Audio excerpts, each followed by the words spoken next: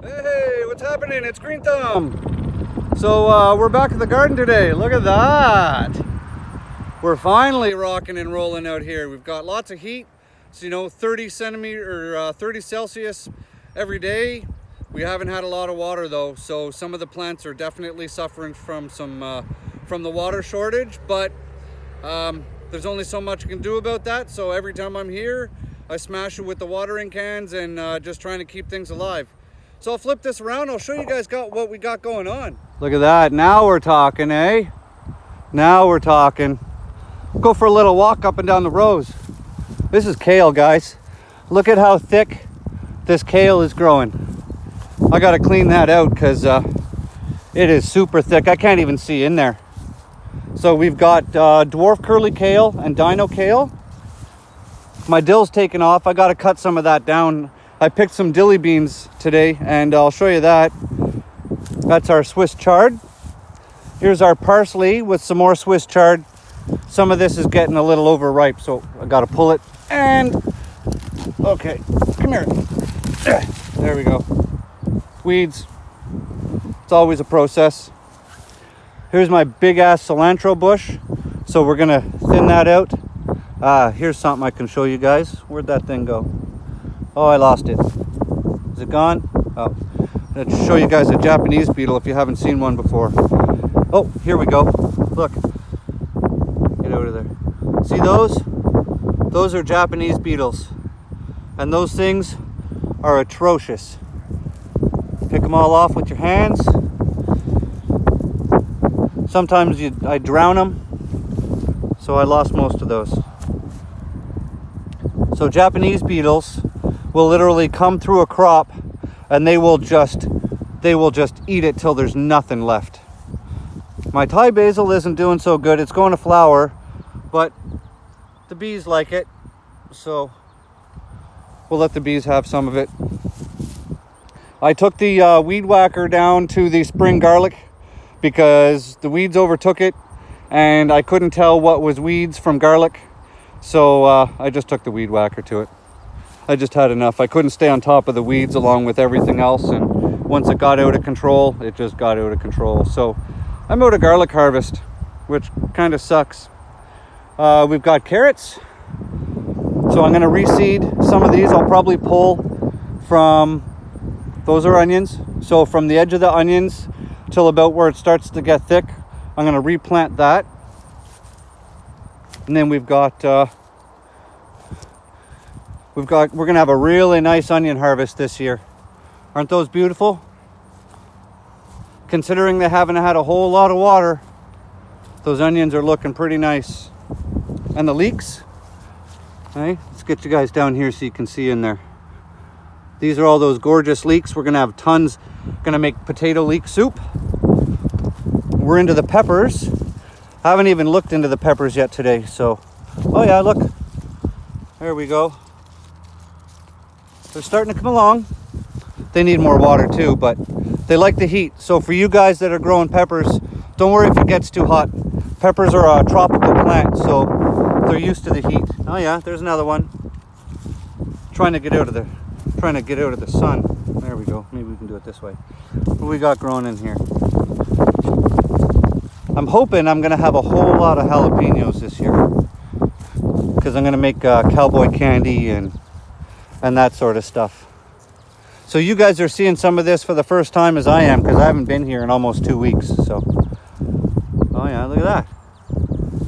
That's a gift from one of my gardening neighbors. And then all of these yellow peppers growing everywhere. These are my almas. See, they're starting to ripen. And when they're fully ripe, look at them. They look like big yellow apples. And when they're fully ripe, oh, see, we got one going on down here. There, down in there. So when they're fully ripe, they look like red apples. So they're delicious. Here's the tomatoes.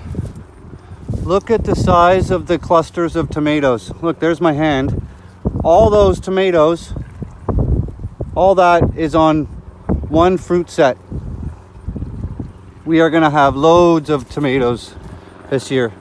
Those are red reef hearts. Those are one of my favorites. Got a little bit of disease here. Trim that off.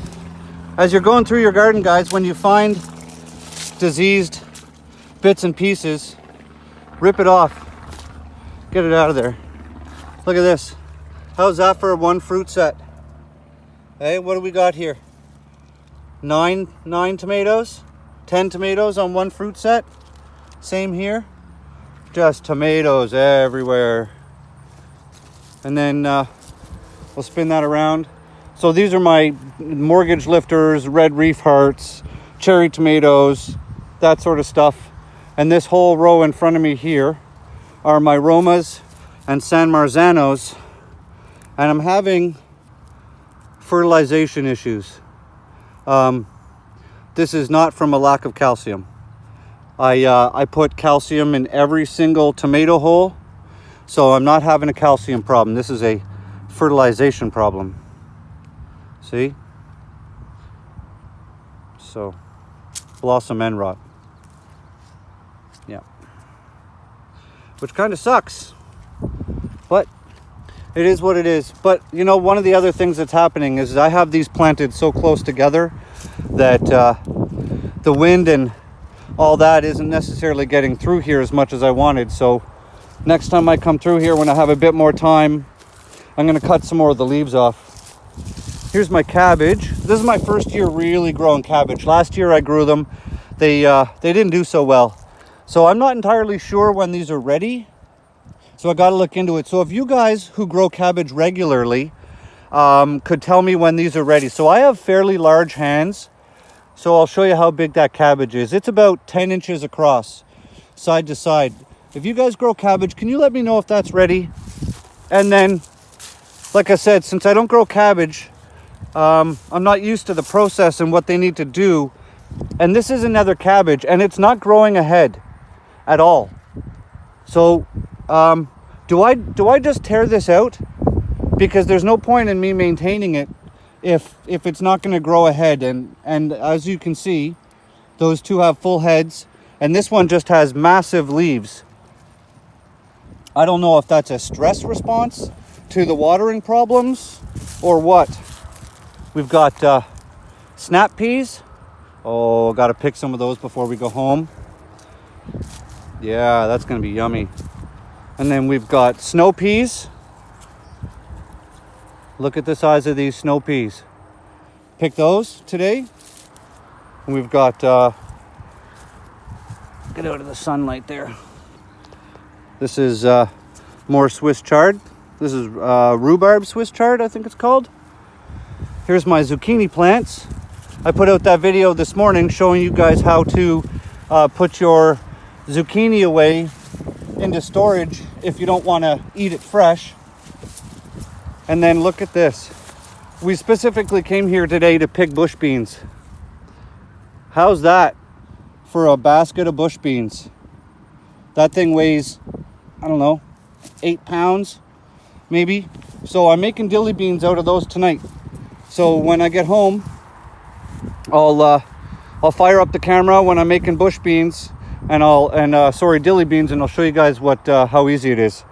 Here we have fingerling potatoes. They're doing awesome. The cucamelons are not doing so good. I mean, they're alive, but they're not really fruiting.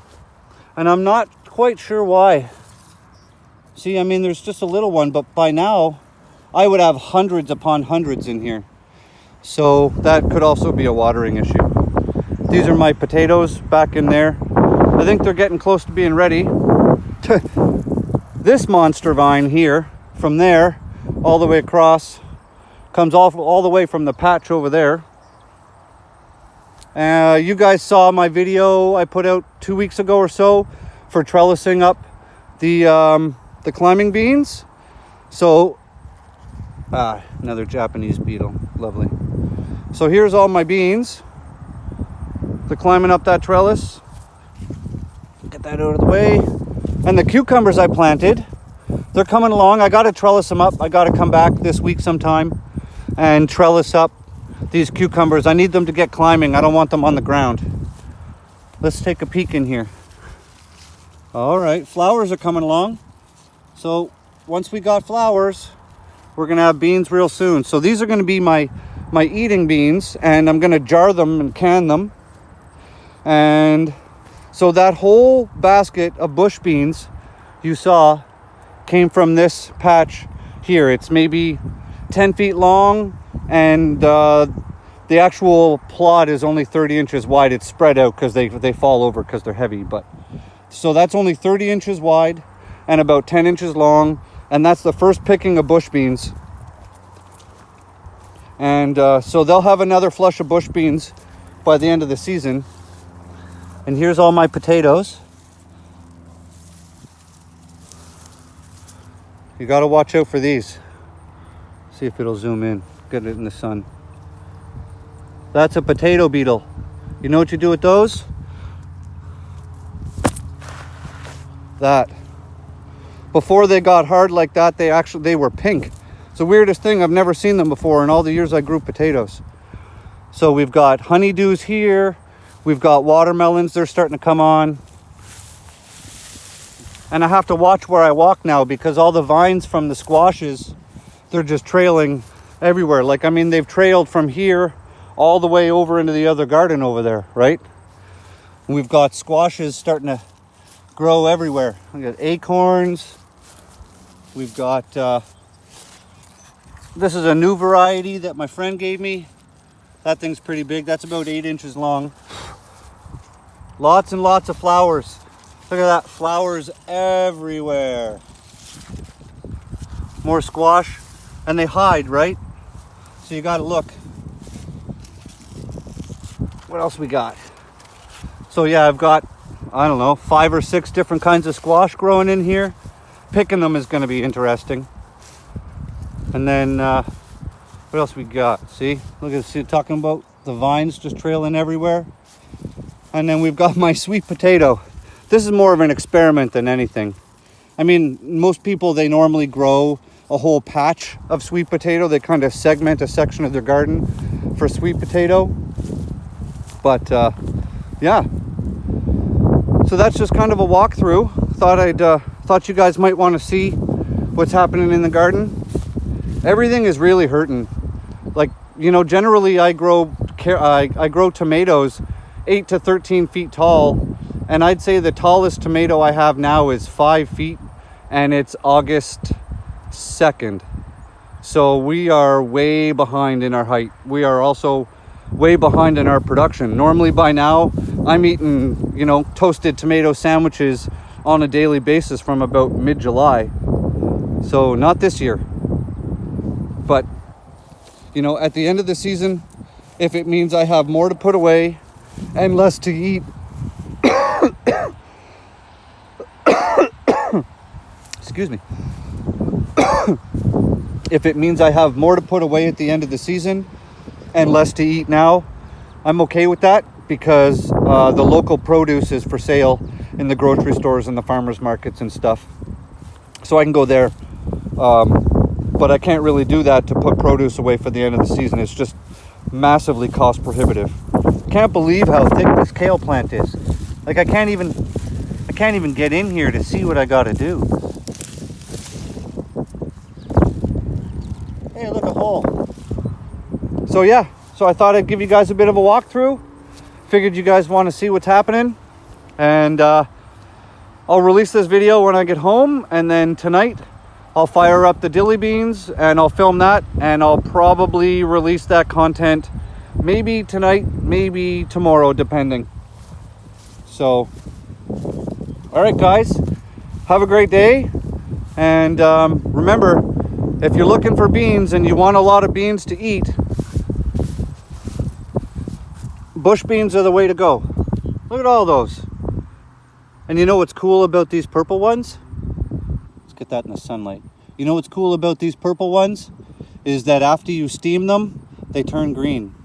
So what I'll do is, some of these are far too big to eat, right? Like this.